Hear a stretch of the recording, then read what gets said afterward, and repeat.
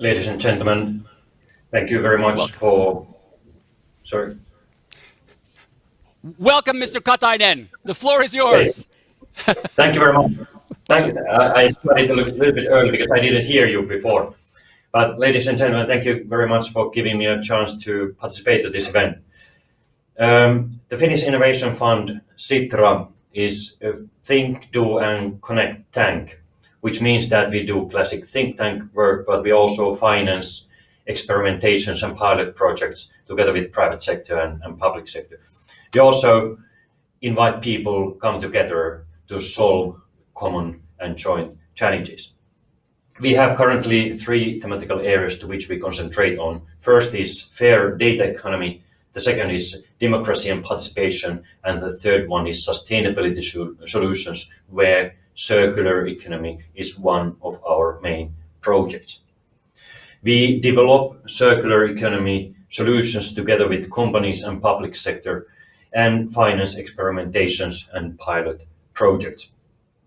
We also run the World Circular Economy Forum, the largest circular economy event in the world, which collects together business, academia and policymakers. So for these reasons, I'm going to concentrate on circular economy. Circular economy has massive potential to be the backbone of building a sustainable and growing economy by decoupling unsustainable natural resource use. Reasons for why we all should concentrate on circular economy is manifold.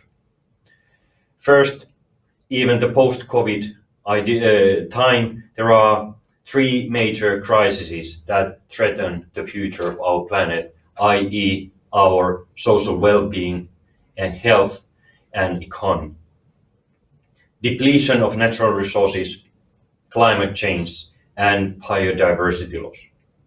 All of these crises emerge from the way we use and produce materials and products.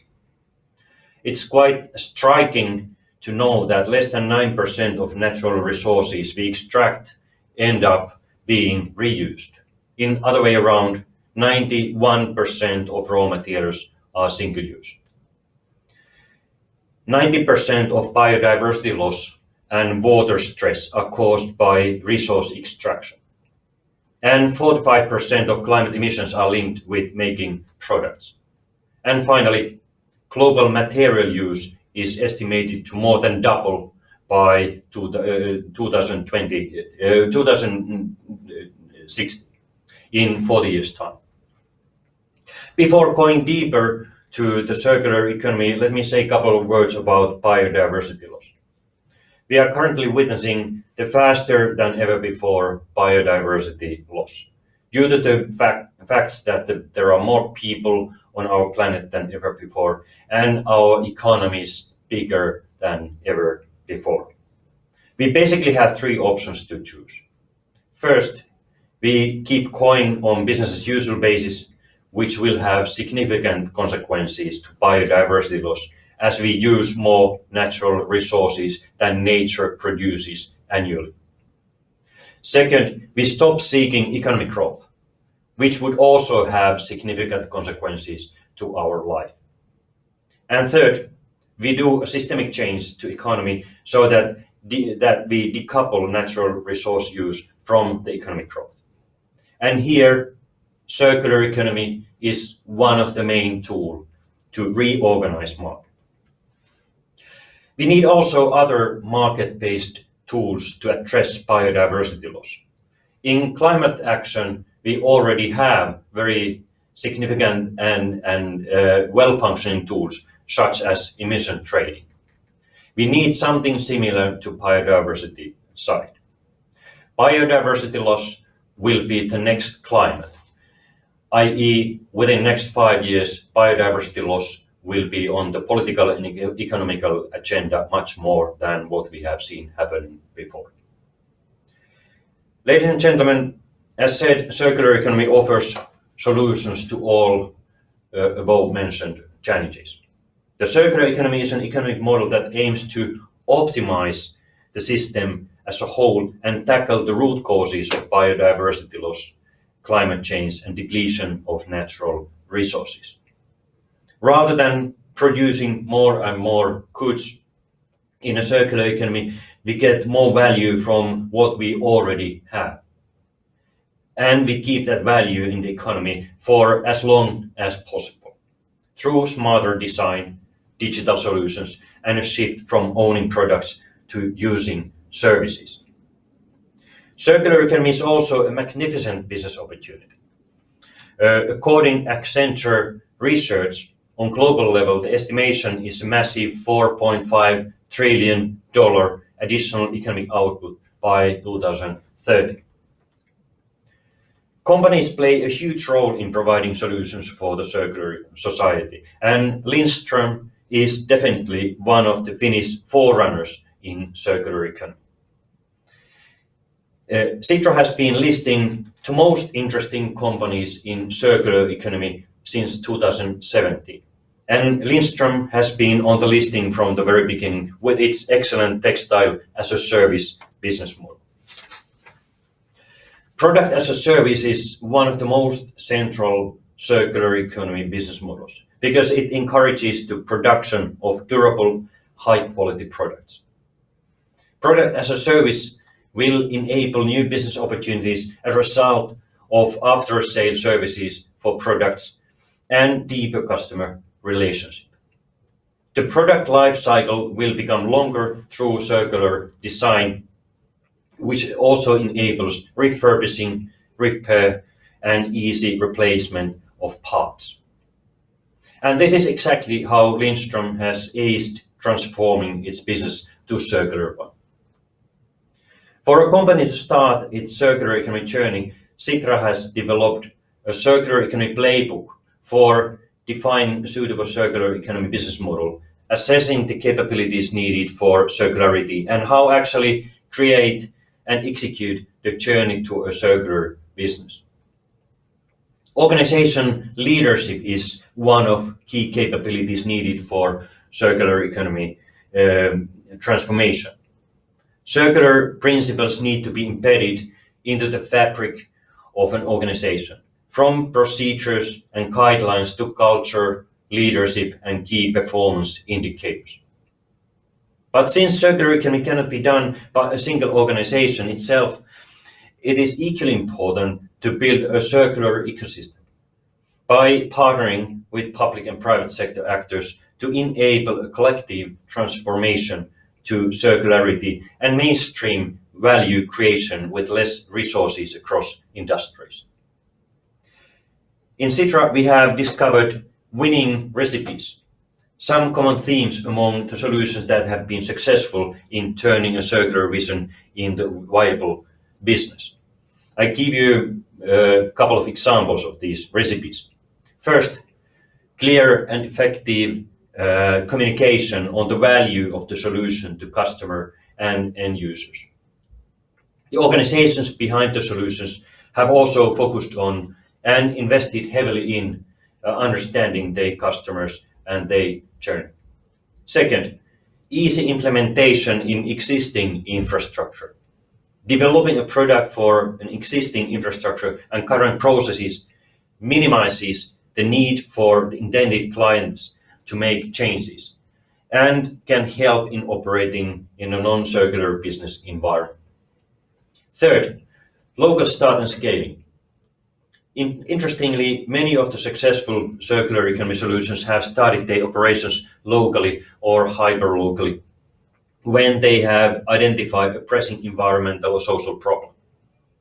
The solutions are also scaled in cooperation with local stakeholders of various communities through local hubs and micro units rather than growing in a more traditional way of expanding business. And fourth, data-driven approach. Digital solutions can help organizations to track first material flows, second measure circularity and impact, third find new business opportunities, and fourth optimize resource use and thus improve their own internal operations and profitability. Legislation is supporting the transition to doing sustainable business. For instance, EU Circular Economy Action Plan with its sustainable product policy and right to repair initiatives are pushing circular economy solutions forward. Another topical thing are the upcoming United Nations conferences COP26 in Glasgow and Kunming Biodiversity Conference COP15 next week. These will set the guidelines for the upcoming sustainability work in a global context. The old ways of achieving success are no longer working. We need smarter economic models that will not stop consumption but transform it, making it more sustainable. As stated, companies are the key players in providing the solutions for sustainable tomorrow, and there are guidelines and tools available to join the ride. As circular economy has the potential to decouple natural resource use from economic growth, it really needs to be the economic model of today. But we need to step on it, and that's why I'm happy to have a chance to share some of my thoughts with such a distinguished audience, and I wish all the best, Lindström, for the years to come. Thank you. Thank you, Mr. Katainen, for that very inspiring talk. We have received a few questions for you. If you have time, we know that you are very busy, but if you would allow, we'd love to ask you the following question. The first question comes from Mr. Mustafa Chuha, and he asks the following question. What kind of solid actions should we expect from the countries at the government level in this field? I used to work in the European Commission, and I was responsible of service, and there I learned that the role of regulation is quite important. So that public sector can, by using its regulatory power, to create market. Regulation, in my mind, does not mean that you should limit or you should create more stiff or difficult business environment. On the contrary, if we use our regulatory power so that it encourages to transport secondary raw material cross-border, for instance, it's an enabling regulation.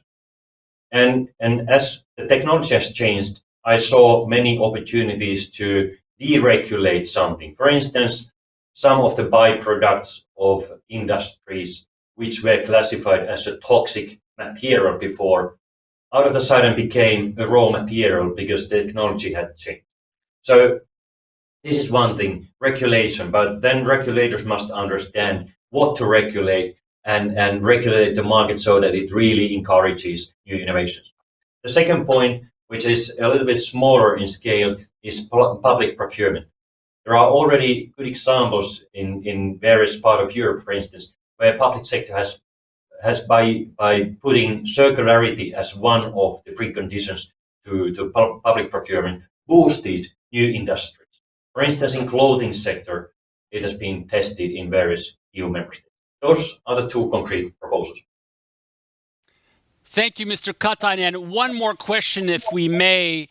We are talking to a global audience today, and of course, you are a very important leader at the European level. How do you see international collaboration in this particular space, and especially Europe's role in collaborating, communicating this to other parts of the world and working towards a more sustainable future? Well, EU is one market, so we have to do our own homework, meaning that we have to change our internal market so that it encourages circular business models to arise. And this is ongoing work within the EU.